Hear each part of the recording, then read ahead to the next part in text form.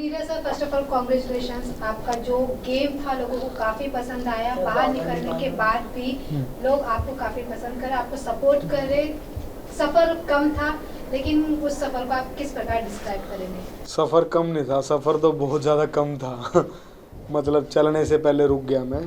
और जितने भी दिन था अच्छा एक्सपीरियंस था। अच्छा एक्सपीरियंस इसलिए था क्योंकि मैं वहाँ पे दीपक भाई से मिला और दीपक भाई से मैंने बहुत सारी चीज़ें जो मेरी ज़िंदगी में डाउट थे, अपनी हिस्ट्री के बारे में, बहुत सारी चीज़ों के बारे में मैंने उनसे वो पूछा।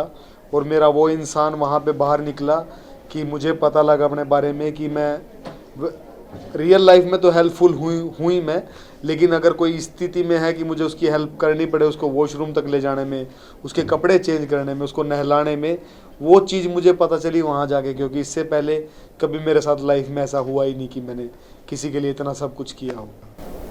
नीरज, ये जानना चाहेंगे, आप इतने प्रोफेशनल बैकग्राउंड से आते हो, as a boxer, athlete, Bigg Boss में जाने की क्या ज़रूरत पड़ गई? You know why?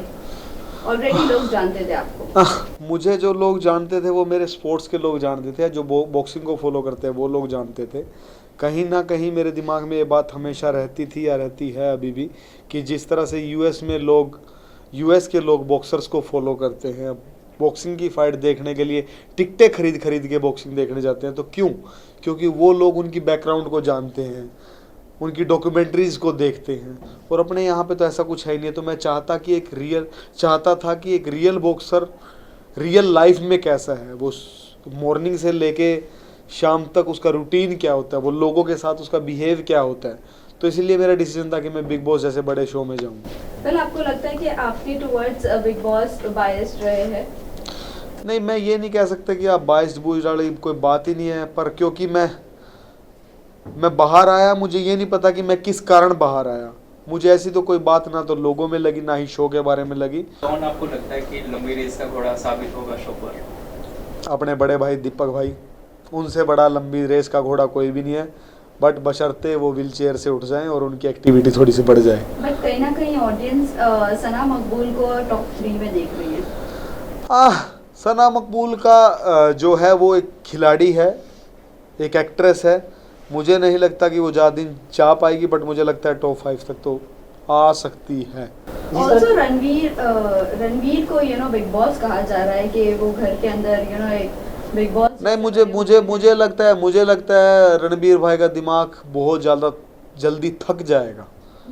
वो थक जाएंगे जिस हिसाब से वो रिएक्ट कर रहे हैं, कई बार ओवर रिएक्ट कर रहे हैं, उस हिसाब से उनका दिमाग थक जाएगा और वो ज़्यादा देर खेल नहीं पाएंगे। उस खेल को खेलने के लिए थोड़ा चिल भी रहना पड़ेगा, क्योंकि 1 महीना बहुत कम दिन नहीं होते। हम तो यहाँ पे इतने सारे लोगों से मिल रहे हैं। जिस तरह शिवानी को लेकर कहा जा रहा है कि उसका भाषा ठीक नहीं है, घर में ऐसा लग रहा है कि लोग इरिटेट हो रहे हैं। नहीं, वो लोग जिस तरह से लेंगे उस तरह से इरिटेट होंगे। मुझे बिहार की भाषा बहुत ज़्यादा पसंद है, या कानपुर साइड की, बनारस साइड की जिस तरह से लोग बात करते हैं मुझे बहुत अच्छे लगते हैं।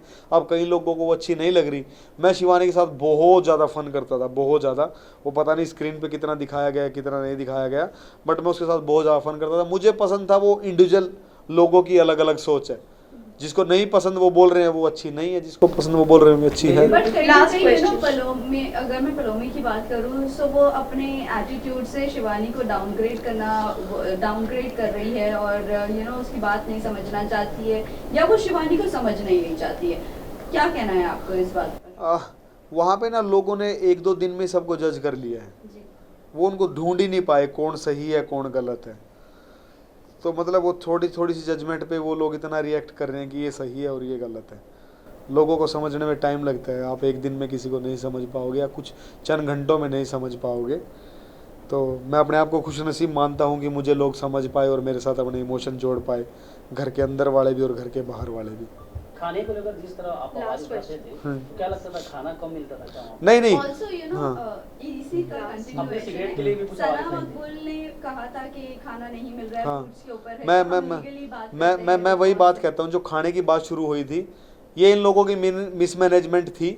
मेरे को खाने की, मैं कोई बहुत बड़ा 150 किलो का आदमी नहीं हूँ, मेरे को वही 2 रोटी ही चाहिए।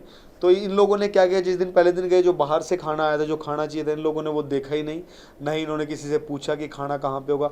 इन्होंने दड़ा रोटी बेल दी, जो 2 खानी चाहिए थी 5-5 10-10 खाई, 3-3 सब्जियां मर रही हैं, 2-2 सब्जियां मर रही हैं। तो वो जो राशन था वो ख़त्म हो गया, जो 5 दिन का था वो 2.5 दिन में ख़त्म हो गया। बिग बॉस की बात भी ठीक थी, लेकिन जब वो ख़त्म हो गया तो उस टाइम तक इनको किसी को पता ही नहीं था कि ये स्थिति भी आ जाएगी। तो वहाँ पे अगर किसी ने सबसे ज़्यादा कम खाना खाया होगा तो वो मैं था, क्योंकि मैं मिर्च मसाले खाता नहीं हूँ, तो इसकी वजह से मैंने और कम खाया, क्योंकि ये बहुत ज़्यादा चटपटा स्वादिष्ट चीज़ें बनाते थे, मैंने और कम खाया। तो इसकी वजह से वो मिसमैनेजमेंट होने की वजह से आवाज़ उठी, और जब आवाज़ उठी तो सना मकबूल इंडिविजुअल थी, वो खेलने आई थी, उसने कॉन्ट्रैक्ट की बात की कि कहीं पे ऐसा लिखा नहीं हुआ है हमें खाना, क्योंकि भूखे थे, सबको भूख लगी हुई थी। उसने सिर्फ अपनी अकेली के लिए आवाज़ उठाई और मैंने सबके लिए आवाज़ उठाई थी कि यहाँ पे सब लोग भूखे हैं, जब तक इनका पेट नहीं भरेगा तो ये लोगों को अपना कंटेंट कैसे देंगे, ये एक दूसरे के साथ लड़ेंगे कैसे जब तक एनर्जी नहीं होगी। तो जो मेरी आवाज़ थी वो सबके लिए थी, और उसी आवाज़ में कहीं ना कहीं ये बात थी कि जब लोगों के लिए धूम्रपान की चीज़ें आ सकती हैं तो क्या जो खाना कम पड़ रहा है उसकी जगह ब्रेड ही भेज दो, पीनट बटर ही भेज दो। और वो सिर्फ मेरी अकेले की नहीं थी, वो बात बहुत सारे लोगों ने बात मुझे भेजी थी, और फिर उन सब की बात मैंने रखी थी कि ये बात है कहीं ना कहीं पीनट बटर वाली, और फिर मुझे पीनट बटर की ऐड भी नहीं मिली अब तक एक भी। काम को ज्यादा रिकॉग्नाइज नहीं मिलता है, क्या कहना चाहोगे उसको लेके, क्या कुछ होना चाहिए जिससे आपके फील्ड के लोगों को ज्यादा से ज्यादा लोग रिकॉग्नाइज करें, जैसे कि आपने नहीं मैं बताऊं नहीं, अमेरिका बारे में मैंने इसीलिए बताया कि वहाँ पे बॉक्सिंग एंटरटेनमेंट के साथ जुड़ी हुई है। तो जब इंडिया की बॉक्सिंग भी एंटरटेनमेंट के साथ जुड़ जाएगी, जैसे मेरी कोशिश चली रही है, एंटरटेनमेंट के साथ जुड़ेगी तो बहुत सारे लोग इंटरेस्ट लेंगे। अब आप सब लोगों को मेरे बारे में शायद पहले नहीं पता होगा, अब पता चला है क्योंकि मैं एंटरटेनमेंट में आया हूँ, तो यही बात है सेम। Thank you.